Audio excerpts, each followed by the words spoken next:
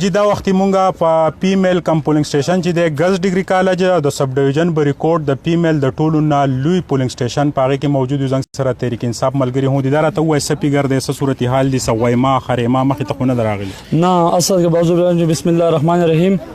دلته خو صورتحال وس ډیر خدي خپ آرام به دغه کېږي خو لږ شانتي زمونږ د ځانونو ته مشکلات شته ولې مشکلات د سنه دي مشکلات دغه نه دي چې یو مونږ لکه غوله کم کاغذات او دغه ورکو نو دلته دغه دغه پته نشته چې سکه دنه لاړ شي 2 غنټه 3 غنټه هغه نو ناس بل راته دا وای چې دا بجلی چې د وابدانن د بدمعشي کړي ده کنه د دې به صحیح علاج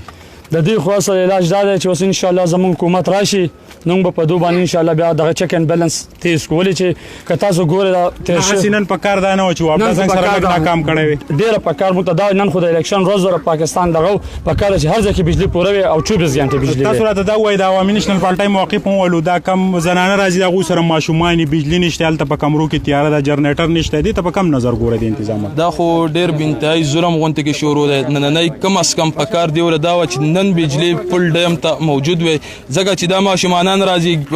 سکولونه کې دلته مچي هم دي کې دي شي واړی هم چې چلما واوري د کس لاړو د میډیسن ولا راوړي دی وړو د پاره نور څه تنظیمات هم جنریټر پکارو یو طرف ته مچي دي د بجلی لوډ شیډینګ دی بل طرف ته دا حل دی دا بس کیږي سبج کم طرف ته روان یو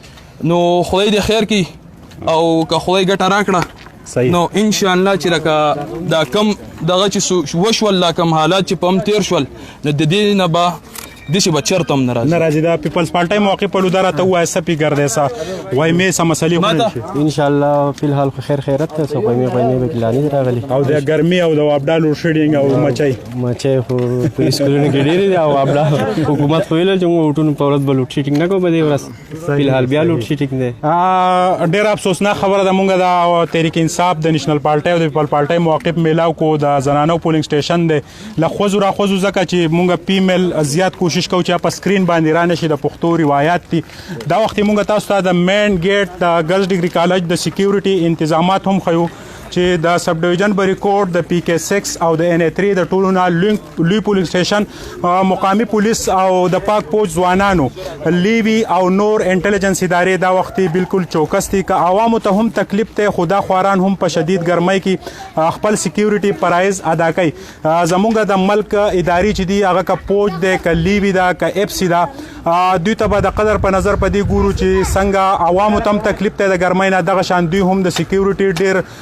کلک او کوټلي ګامونه چې دی هغه پورته کړي دا وخت د ګرلز ډیګري کالج د سب ډیویژن بریکوټ د ټول نه لوی پولینګ سټیشن هغه مونږ تاسو ته براه راسو خو او د دریو سیاسي پارټو موقف یو معلوم کو نور سیاسي پارټو ملګری موجود نو کوشش کو چې هغه راشي دا غویم هم موقف چې د معلوم کو د ګرلز ډیګري کالج کې شکایت راغلی او چې دلته مچي وي او د کم پیمیل سره چې کم ماشومان راغلی هغه مچو هغه وجه چل بیا هسپتال تری پر کړل او د وابډا بزو بار سوې مخ دلته د الیکشن کمیشن هم غلطیاں د دې دلته جنریټر د یو پی ایس تنظیمات چې هغه هو کړی وي ولې چې نن ډیره زیاته ګرمي ده ډیره شدید ګرمي ده دا وخت چې کم ګامونه پورته کړی شوی دی مونږ دلته سکیورټي هلکار سره خبرې نشو کولای ولې چې دوی تورایز نه دي د میډیا سره د خبرو کولو خو تاسو ته مونږ دا ټول صورتحال چې دی د ګرلز ډیګري کالج نه براه راست خو زما د کیمرا ټیم عزیز او حضرت حسین ما سویل بچا لره کې اجازه بل پولینګ سټیشن ته تاسو بوزو د هغه وخت پورې زموږ په سکرین اوسئ